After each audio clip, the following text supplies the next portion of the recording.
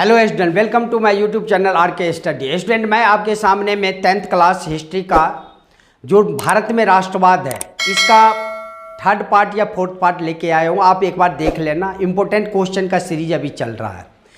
अब important question के क्रम में मैं आपको पहला क्वेश्चन लाया हूँ कि प्रथम विश्व युद्ध के समय भारत की क्या स्थिति थी। तो प्रथम विश्व युद्ध पहले चला कब से कब तक? 1914 से 1918 तक प्रथम विश्व युद्ध चला था। और इस विश्व युद्ध में आपका दो पक्ष था, एक था मित्र राष्ट्र, एक था धुरी राष्ट्र। मित्र राष्ट्र की तरफ से कौन लड़ रहा था? Britain, France, Russia.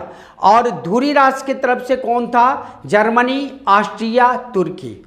तो जैसे जैसे युद्ध चलता जा रहा था उसका जो है सो क्या हो रहा था, ब्रिटिश सरकार की रक्षा व्यय में वृद्धि होती जा रही थी। रक्षा व्यय का मतलब ये हुआ कि अब सैनिक जो बॉर्डर पे युद्ध कर रहे हैं उनके खाने का व्यवस्था कैसी होगी, उनकी पोशाक की व्यवस्था कैसी होगी, बहुत सारे गोला बारूद बम लिए जाएंगे, उनकी पैसा की व्यवस्था कहाँ से होगी। तो ब्रिटिश सरकार ने बस एक दिमाग लगाया, जहाँ जहाँ मेरा उपनिवेश है वहाँ जाके टैक्स बढ़ा दो, कर बढ़ा दो, वस्तु का दाम को बढ़ा दो, जिससे कि हमारी ये सब सारी की सारी जो मुसीबत है ख़त्म हो जाएगा। यहाँ पे क्वेश्चन कहा जा रहा है कि प्रथम विश्व युद्ध के समय भारत के बारे में आपको बताने हैं।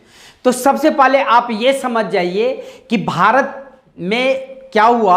रक्षा व्यय में जैसे जैसे वृद्धि किया गया वैसे वैसे भारत की आर्थिक और राजनीतिक स्थिति बहुत ज़्यादा खराब हो गया। रक्षा व्यय को भरपाई करने के लिए भारत में वस्तु की कीमत दुगुनी हो गई। कहा जाता है 13 से 18 तक में वस्तु की कीमत दुगुना हो गया। जो गरीबों से गरीब व्यक्ति खाते थे पाँव रोटी, उसका भी ब्रेड, उसकी भी जो है सो कीमत दोगुना चौगुना हो गया। टैक्स जो पहले लिया जाता था उसको बहुत ज़्यादा बढ़ा दिया गया। उसके बाद कर्जे जो है सो आपको युद्ध के नाम पे मांगा जाने लगा। उसके बाद आप कह सकते हैं गांव में सिपाहियों की भर्ती जबरन किया जाने लगा कि अब अभी तक तुम लोगों को हम पैसा से मारते थे, टैक्स लेकर वस्तु का दाम बढ़ाकर अब तुझे डायरेक्ट भी मारने के लिए ले जाऊंगा। और अंग्रेज इस प्रकार जो है अत्याचार पे उतर गए और इस प्रकार जो है भारत की स्थिति बहुत ज़्यादा खराब हो गया। प्रथम विश्व युद्ध में जितने भी खाद्य पदार्थ की आपका जो है खाद्य पदार्थ की वस्तु थी सब की कीमत जो है आसमान छूने लगा। भारत में जो है सो गरीब से गरीब व्यक्ति अब सोचने लगे कि हम लोगों की ज़िंदगी कैसे चलेगी। इस प्रकार आप कह सकते हैं कि भारत में दुर्दशा का दिन आ गया था जब प्रथम विश्व युद्ध चल रहा था। तो इस प्रकार जो है सो आपका पहला क्वेश्चन प्रथम विश्व युद्ध के समय में भारत की क्या स्थिति थी, हमें उम्मीद है कि आप समझ गए होंगे। नेक्स्ट क्वेश्चन है सत्याग्रह के विचार का क्या अर्थ है। तो सत्याग्रह का मतलब ही है सत्य पर आग्रह, अर्थात सत्याग्रह के विचार सत्य की शक्ति पर आग्रह, असत्य की खोज पर जोर दिया जाता था। गांधी जी का कहना था कि यदि आपका उद्देश्य सच्चा है और आप जो संघर्ष कर रहे हैं वो अन्याय के विरुद्ध यदि कर रहे हैं तो उत्पीड़क का मुकाबला करने के लिए आपको किसी भी शारीरिक बल की आवश्यकता नहीं पड़ेगी। अर्थात गांधी जी अहिंसक के पुजारी थे। गांधी जी का बस ये मानना था कि आप जो है सो सत्याग्रह का विचार अपने अंदर में ज़्यादा से ज़्यादा फैलाइए और उद्देश्य यदि सच्चा है तो उत्पीड़क के मुकाबला करने के लिए आपको किसी भी हथियार, गोला बारूद, बम की आवश्यकता नहीं पड़ेगी। अंत में जीत सत्य की ही होगी। प्रतिशोध या बदले की भावना लिए बिना सत्याग्रही केवल अहिंसा के बल पर अपने संघर्ष में विजय प्राप्त कर सकता है। ये गांधी जी का मानना था। उत्पीड़क शत्रु को नहीं बल्कि सभी लोगों की हिंसा की अपेक्षा सत्य को स्वीकार करने पर, विवश करने के स्थान पर सच्चाई को देखने और सहज भाव से स्वीकार करने के लिए प्रेरित करना चाहिए। बस यदि आपके अंदर में सत्य है, सत्य के लिए संघर्ष कर रहे हैं, तो आपको किसी भी हालत में हथियार की जरूरत नहीं पड़ेगी, आपको विजय निश्चित है, विजय मिलेगी। ये गांधी जी का विचार था। इस संघर्ष के अंत में जीत सत्य की होती है। गांधी जी का विश्वास था अहिंसा का यह दम सभी भारतीयों को एक सूत्र में बांध देगा। जितने भी भारतीय हैं सभी भारतीयों को एक सूत्र में बांध देगा। बस एक लाइन आप सही ढंग से याद रखना कि ये जो सत्याग्रह है, बस इसमें एक पॉइंट कहा गया है कि यदि आपका उद्देश्य सच्चा होगा, यदि आप सत्य पे है, तो आपको अन्याय के खिलाफ विजय प्राप्त करने के लिए हथियार, गोला बारूद की, शारीरिक बल की आवश्यकता नहीं पड़ेगी। बस आपका उद्देश्य सच्चा होना चाहिए। इस प्रकार गांधी जी सत्याग्रह को परिभाषित किए थे। किस प्रकार चिन्हों और प्रतीकों ने राष्ट्रवाद को बढ़ावा दिया? तो सबसे पहले आपको क्वेश्चन समझना पड़ेगा कि चिन्ह और प्रतीक चिन्ह कैसे जो है सो राष्ट्रवाद को बढ़ावा दिया। तो आप कह सकते हैं कि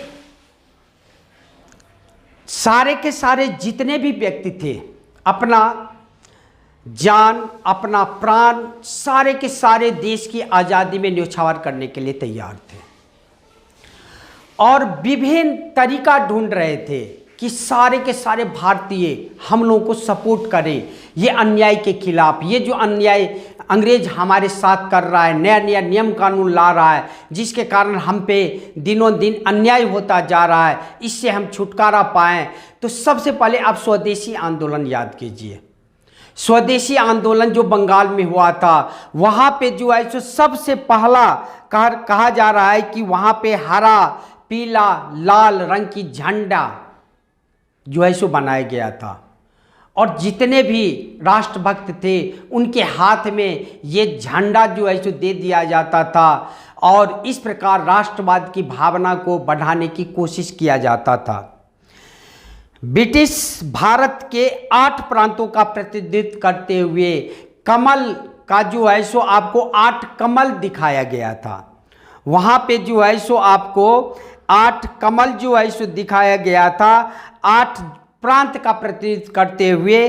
और इस प्रकार जो है सो आपको ये भी एक प्रतीक चिन्ह के रूप में दिखाया गया कि किस प्रकार ये अंग्रेज हम पर अत्याचार कर रहे हैं। 8 के 8 प्रांत को अपने जो है सो मुट्ठी में किए हुआ है और उस पर अपनी दावेदारी पेश कर रहा है, उस पर अत्याचार करता जा रहा है। और दूसरी तरफ हिंदुओं और मुसलमानों का प्रतिनिधित्व करता एक अर्धचंद्र को दर्शाया गया था, वो हिंदू और मुस्लिम को दर्शाता था। और 1921 तक गांधी जी ने भी स्वराज का झंडा तैयार कर लिया था 1921 में।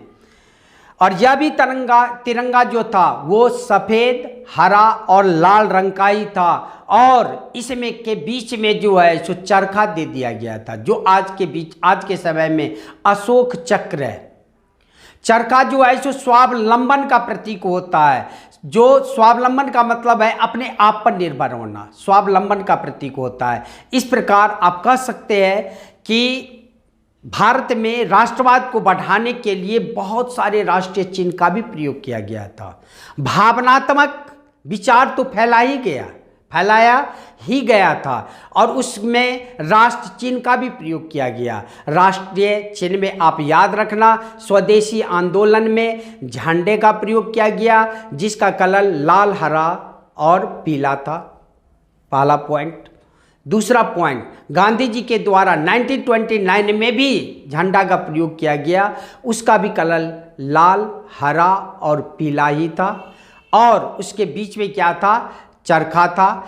और उसके बाद आप देख सकते हैं एक ऐसा प्रतीक चिन्ह बनाया गया कि ब्रिटिश सरकार हमारे 8 प्रांतों का प्रतिनिधित्व कर रहा है। 8 कमल का फूल दर्शाया गया और एक तरफ हिंदू और मुसलमान का जो है अर्धचंद्र के रूप में दर्शाया गया था। इस प्रकार प्रतीक चिन्ह के आधार पे भी भारत में राष्ट्रवाद को बढ़ावा दिया गया। अब मैं आपको नेक्स्ट वीडियो में मिलूँगा, क्योंकि अब लगभग हमारे हिसाब से कम 13-14 क्वेश्चन हो चुका है। अब मैं नेक्स्ट वीडियो में मिलूँगा, तब तक के लिए जय हिंद।